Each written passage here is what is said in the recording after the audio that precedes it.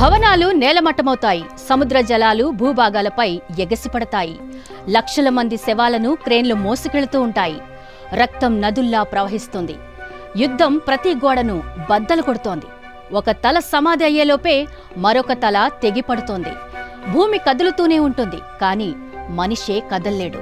ఎందుకంటే మొత్తం జీవితాన్నే చీకటి ఆవహిస్తోంది.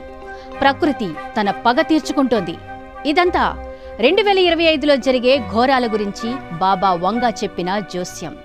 గ్రహాంతరవాసుల రాక నుండి వరల్డ్ వార్ 3 వరకు బాబా వంగా ఏం చెప్పారో చూద్దాం.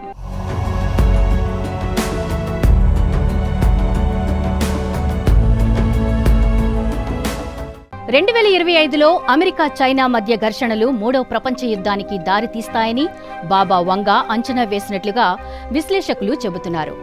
యుద్ధ విమానాలు ఆకాశాన్ని మసిగా మారుస్తాయని, రసాయన ఆయుధాలతో ప్రపంచ దేశాలు కొట్టుకు చస్తాయని చెప్పారట.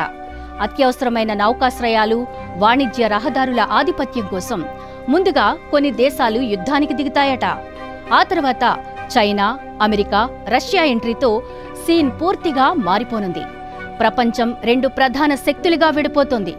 ఒకవైపు అమెరికా, నాటో దేశాలు ఉంటే మరోవైపు చైనా, రష్యా మద్దతు దేశాలు ఉంటాయి. భయంకర బాంబుల దాడులతో మనుషులు మిగలరు, మట్టి మాత్రమే మిగులుతుంది. రసాయన ఆయుధాలు మొత్తం భూమిని విషపూరితం చేస్తాయి. ప్రకృతిలోని నీరు, గాలి అన్నీ కలుషితమవుతాయి. మనుషులను అనేక వ్యాధుల బారిన పడేలా చేస్తాయి. చావు కంటికి కనిపించదు, కాని శరీరంలోకి కనబడకుండా ప్రవేశిస్తోంది. కొత్త సాంకేతికత, డ్రోన్ల యుద్ధాలు, రసాయన జీవ ఆయుధాల వినియోగం మానవులను పూర్తిగా నాశనం చేస్తాయని బాబా వంగా జోస్యం చెప్పారట.